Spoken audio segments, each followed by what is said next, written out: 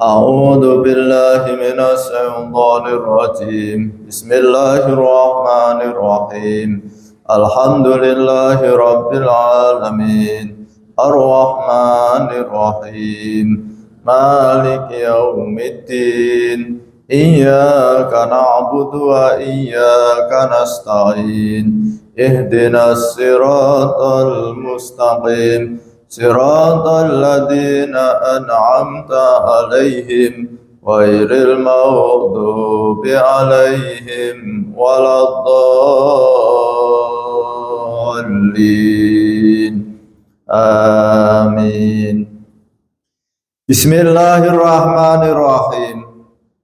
Su'batus salisatu wa arba'una, tegese cabang iman kang kaping 43 iku ninggal ngunek-ngunek utawa dendam lan ninggal drengki.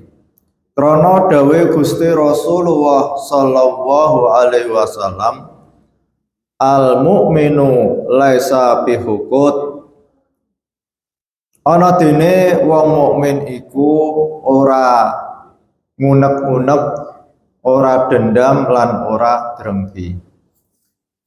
Bismillahirrahmanirrahim.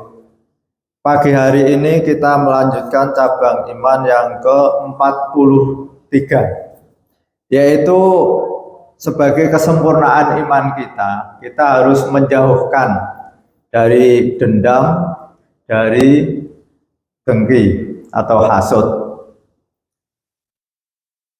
Di bulan Ramadan kita berusaha untuk memperbaiki hubungan kita dengan Allah Subhanahu wa Ta'ala, hablum minallah, yaitu dengan melaksanakan perintah puasa Ramadan, qiyamul lail, sholat tarawih dan sholat tasbih, dan berbagai kegiatan keagamaan termasuk memberikan sedekah pada orang yang berbuka. Ini dalam rangka memperbaiki hubungan kita dengan Allah Subhanahu wa Ta'ala. Lalu di bulan Syawal ini kita perbaiki sebagai kesempurnaan iman kita, yaitu perbaiki hubungan kita dengan sesama manusia dengan menjalin silaturahim, memberikan sebagian harta kita pada orang-orang yang membutuhkan. Kita bangun kebaikan diri kita dengan sesama manusia dengan rasa senang, dengan rasa cinta. Kita senang memberikan sebagian harta kita pada orang lain sebagai bentuk solidaritas kita terhadap saudara kita. Dan juga kita rela berkorban untuk membantu saudara-saudara kita yang membutuhkan, adalah bentuk cinta kita kepada sesama muslim. Sehingga sempurnalah keimanan kita di bulan Ramadan kita perbaiki hubungan kita dengan Allah sebagai bentuk hablum minallah, dan di bulan Syawal ini kita perbaiki hubungan kita dengan sesama manusia, hablum minannas. Jadi vertikal hubungan kita dengan Allah, horizontal hubungan kita sesama manusia. Tetapi kita membangun hubungan dengan sesama manusia akan hancur, akan rusak ketika di dalam hati kita itu ada satu penyakit yang namanya dendam atau dengki. Kenapa? Karena seseorang yang punya penyakit dendam atau dengki, ini kebaikan-kebaikan itu akan rusak dengan munculnya penyakit dengki ini. Satu contoh, seorang yang dengki, ada tetangganya beli mobil warnanya merah, dia sakit lalu mengatakan, orang tidak pengalaman cari mobil warna kok merah, norak. Ini dalam hatinya. Terus lagi ada tetangganya sebelah sana bisa bangun rumah karena tetangganya itu PNS. PNS sekarang banyak yang korupsi, paling dia bangun rumah itu hasil korupsi. Mana ada PNS yang tidak korupsi? Nah, ini Lalu yang jauh sana ada lagi orang yang bisa beli mobil yang mahal, Alphard misalnya. Wah, karena orangnya itu punya toko, paling dia pelihara tuyul. Nah, ini kan gejala-gejala penyakit dengki yang ada pada seseorang.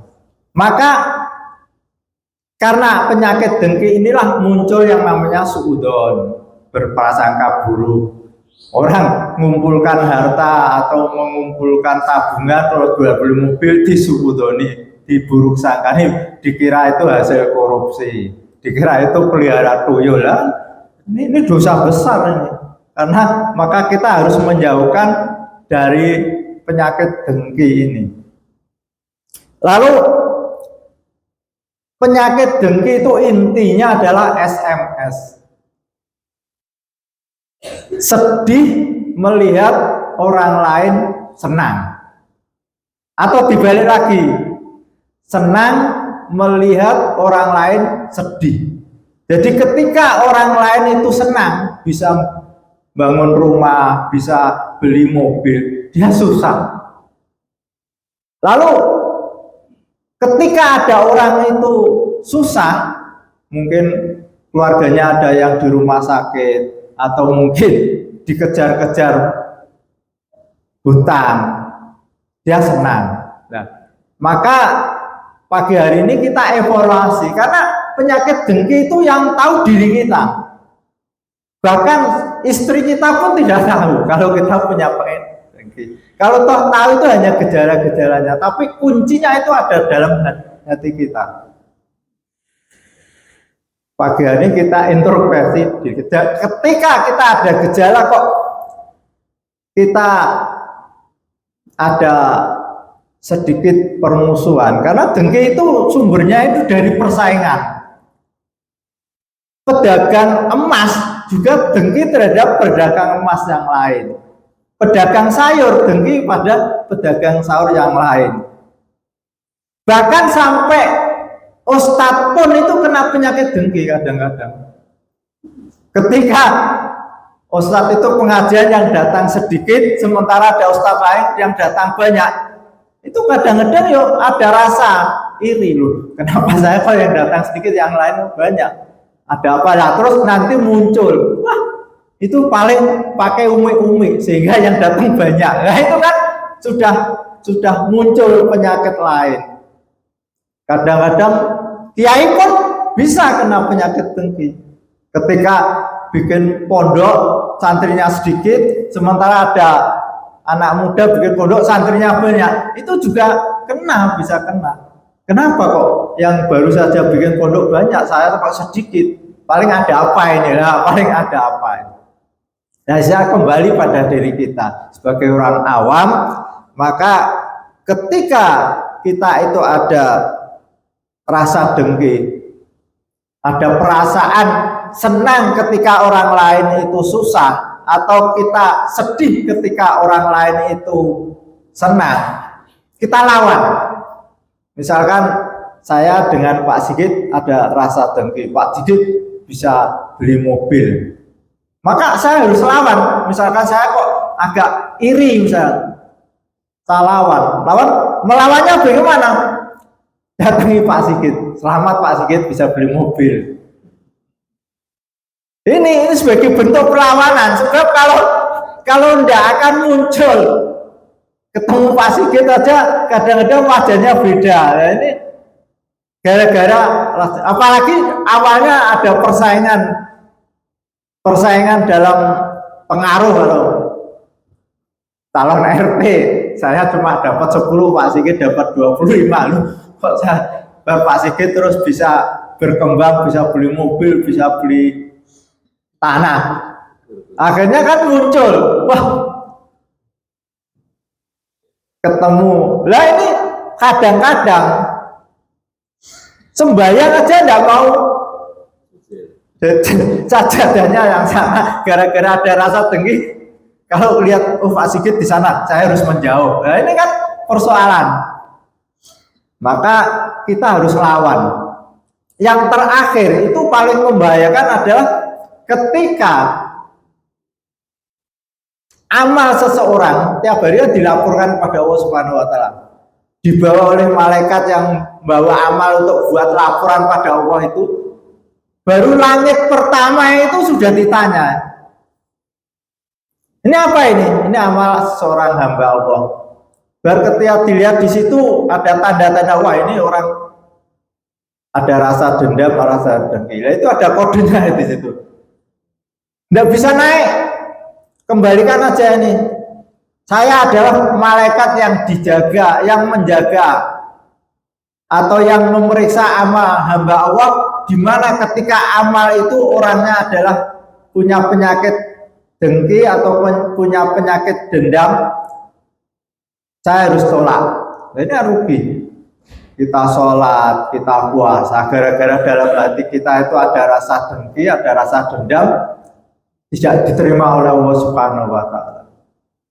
Maka kita harus introspeksi mumpung ada kesempatan. Ketika dalam hati kita kok ada muncul merasa susah ketika orang lain dapat nikmat, atau merasa senang ketika orang lain mendapat kesusahan, berarti itu tanda bahwa dalam hati kita itu ada penyakit dengki. Kita jauhkan, harus kita jauhkan, karena itu merugikan diri kita di dunia maupun besok di akhirat.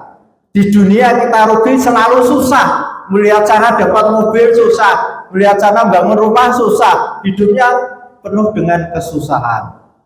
Dan seolah-olah kita itu tidak terima terhadap Allah Subhanahu wa taala yang membagi-bagikan nikmat pada hambanya.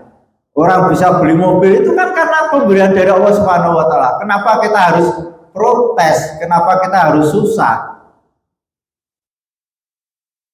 Dan di akhirat kita rugi. Karena apa? Penyakit dengki itu ibarat api yang membakar pada kayu bakar. Jadi penyakit dengki itu akan membakar amal-amal kebaikan seseorang. Sudah, orang yang punya dengki itu di dunia hidupnya susah, di akhirat rugi habis-habisan. Al-Fatihah. A'udzubillahi minasyaitonir rajim. Bismillahirrahmanirrahim. Alhamdulillahirabbil alamin arrahmanir rahim maliki yaumiddin iyyaka na'budu wa iyyaka nasta'in ihdinas siratal mustaqim siratal ladzina an'amta 'alaihim ghairil maghdubi 'alaihim waladdallin. Wassalamualaikum warahmatullahi wabarakatuh.